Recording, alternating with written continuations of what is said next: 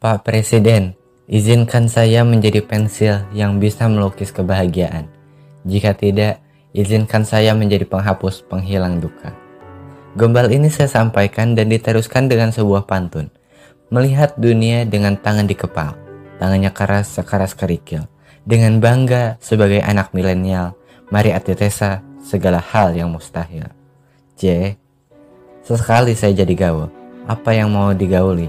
Tentang negara kita yang tak pernah lelah kita cintai. Hutang yang membengkak, nilai mata uang yang terus menurun, inflasi yang rendah, tapi karena transaksi turun. Sebentar, kayaknya masih banyak yang gak ngerti apa itu inflasi, terutama para generasi milenial digital murni, yaitu SD, SMP, SMA. Ada yang tahu, ada yang tidak tentunya. Gak apa-apa, saya akan coba kasih tahu.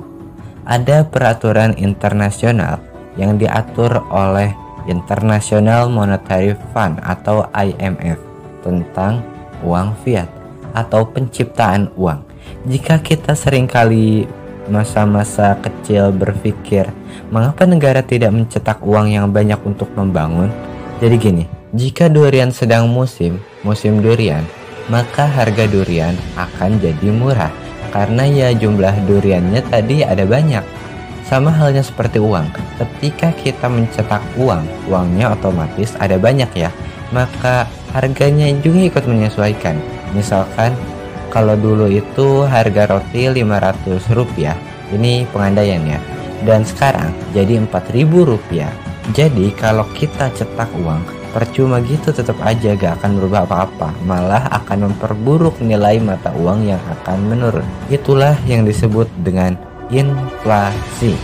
Kalau inflasinya rendah, harusnya nilai mata uangnya itu naik dan sebaliknya. Lah kok Indonesia inflasinya rendah, nilai mata uangnya malah $1 sama dengan Rp15.000 sih? Sabar, kita akan urai perlahan. Sekarang, bagaimana jika ingin mencetak uang? Yaitu ada syarat wajib, yaitu mempunyai emas atau dolar sebagai underlying atau jaminannya. Misalkan kita punya 1 ton emas, katakanlah 1 ton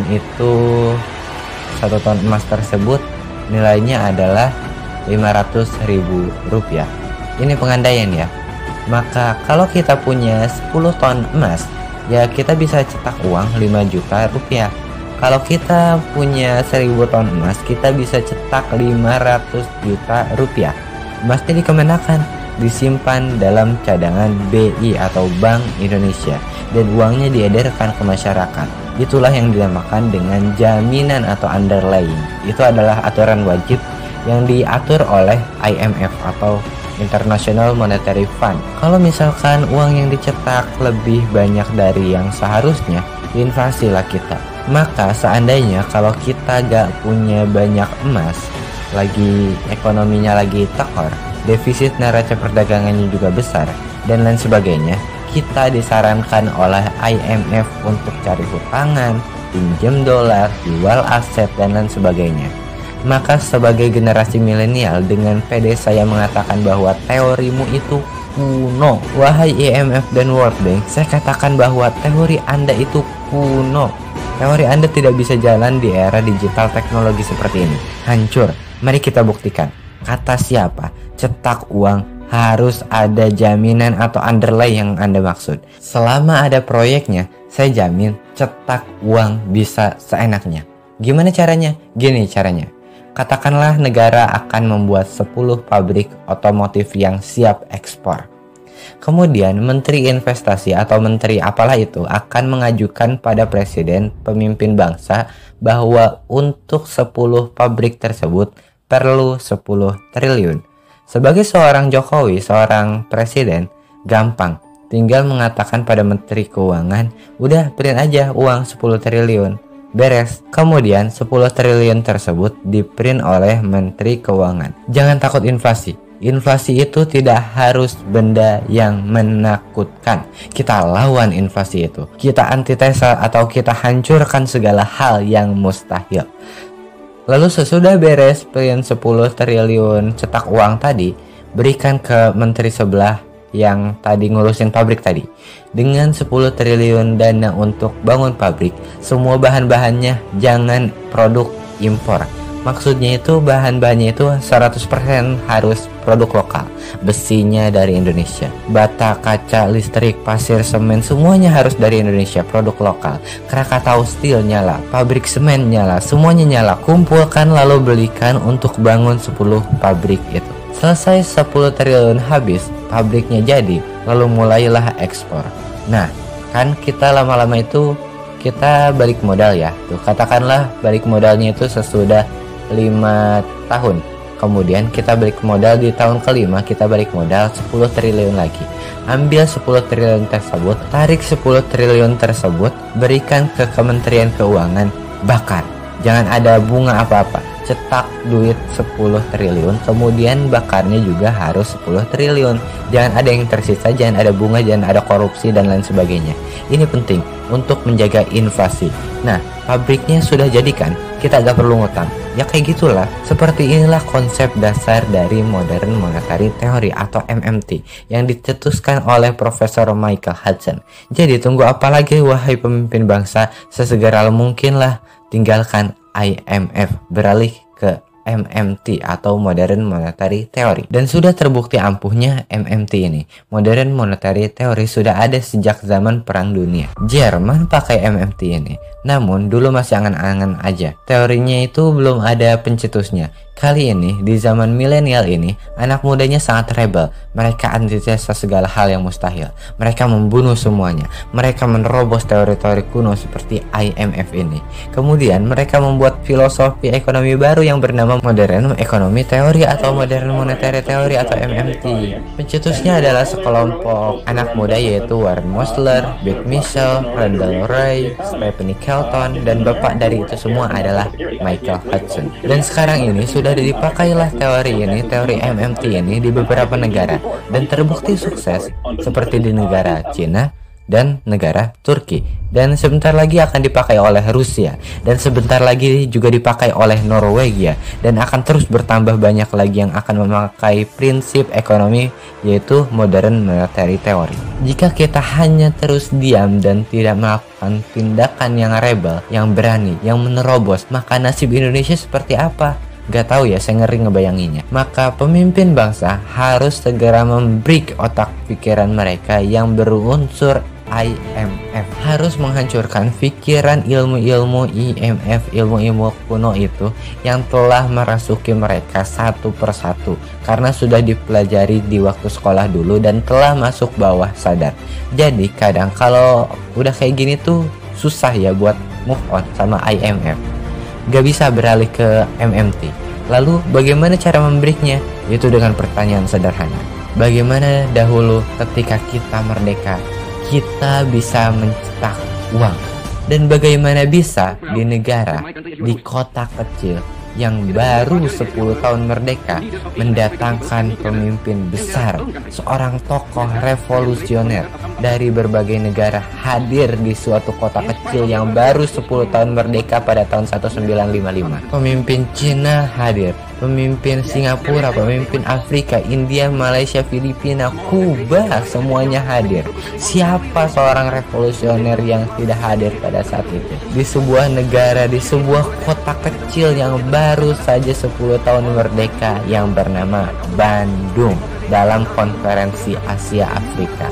Karena pada saat itu Pak Soekarno menghipnotis mereka semua. Siapa yang tidak ingin memiliki negara seperti Indonesia? Ia tahu betul bahwa Indonesia bisa berdaulat, bisa mencetak uang yang lebih banyak, lebih besar nilainya dari dolar. Rakyatnya pun tidak sadar bahwa ia tiap hari berjalan menginjakan berlian, menginjakan zamrud. Kekayaan alam di mana-mana, emas berjuta-juta ton, uranium ribuan ton, intan, rempah-rempah, tanahnya pun berharga. Maka sangat tidak pantas bagi Indonesia sebagai negeri yang sangat kaya ini tidak bisa mencetak uang sesuka hati. Indonesia itu berdaulat. Indonesia adalah global superpower, global player. Sangat tidak pantas bagi Indonesia untuk berhutang. Coba kita lihat yang lain dari sisi internasional. Cina adalah negara yang sulit dikontrol. 40 tahun yang lalu, Cina adalah negara miskin, jauh lebih miskin dari Indonesia. Tapi pada tahun 2000, Cina berkampanye menjadi tuan rumah Olimpiade Internasional, yaitu Olimpiade Beijing. Mereka memperlihatkan bahwa Cina adalah negara superpower. Dan pada saat itu, seluruh dunia terbelalai melihat Cina yang negaranya berubah pesat hanya dalam 20 tahun. Lalu, apa yang sebenarnya Cina lakukan?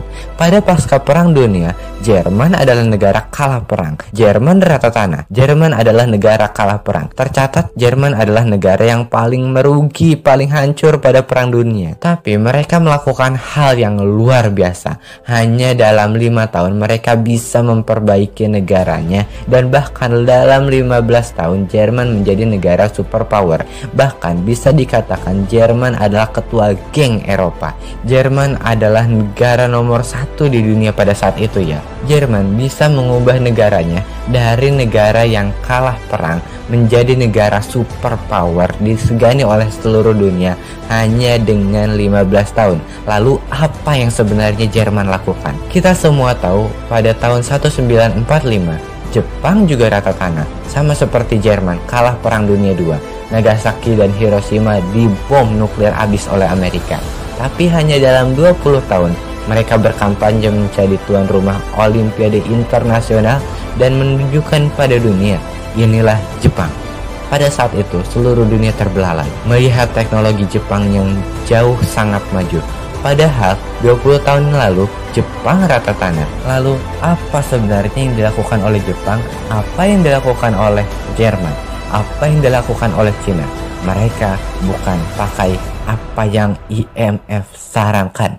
Jepang pakai infrastruktur dinamis yang namanya Shinkansen. Shinkansen adalah kereta cepat yang 100% teknologinya adalah buatan anak negeri. Bahkan rel kereta itu sangat panjang sekali, 10 kali panjangnya dari rel kereta seluruh Prancis. Cina juga memakai MMT, Modern Monetary Theory. Dia membuat alat-alat produksi secara besar-besaran. Dan Jerman juga mencetak uang. Adolf Hitler pernah mengatakan bahwa untungnya kami tidak bodoh untuk mencoba menciptakan sebuah mata uang yang di-backing oleh emas yang memang tidak kami miliki. Tetapi setiap mark akan kami cetak akan di-backing oleh pekerjaan dan barang yang nilainya setara. Kami tertawa saat ahli finansial internasional memandang bahwa nilai sebuah mata uang adalah tergantung kepada emas atau sekuritas lain yang berada di ruangan besi milik bank. Jerman aja cetak uang berani, masa kita enggak? Hitler mentertawakan teori-teori yang sekarang itu teorinya teori IMF.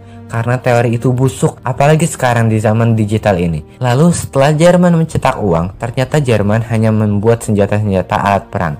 Karena mereka akan dipakai oleh Hitler untuk melakukan invasi. Jadi sekarang mau tiru negara mana? Tiru Jerman? Boleh. Tiru Jepang? Boleh. Tiru Cina? Boleh banget. Tiru Jerman adalah membuat alat-alat perang lalu melakukan invasi. Sedangkan tiru Jepang atau tiru Cina adalah membuat infrastruktur dinamis. Ingat, infrastruktur dinamis ya, bukan statis. Infrastruktur statis adalah seperti halnya jalan tol, bandara, dan lain sebagainya. Sedangkan infrastruktur statis adalah alat-alat produksi seperti pabrik, dunia tambang, industri, dan lain sebagainya. Intinya adalah gunakan MMT. Jaminannya adalah proyek, bukan emas. Selama ada proyek yang bisa kita balik modal, ya tidak akan inflasi. Sudah mulai paham? Atau kalau masih bingung bisa diulang-ulang dari awal. Lalu pemerintah masih ingin tunduk pada IMF, World Bank, Bank Sentral, dan Amerika serta mata uangnya itu dolar? Atau sudah ingin segera move on dan beralih pada MMT nih? Ayo dong Indonesia, jadi negara besar sekarang.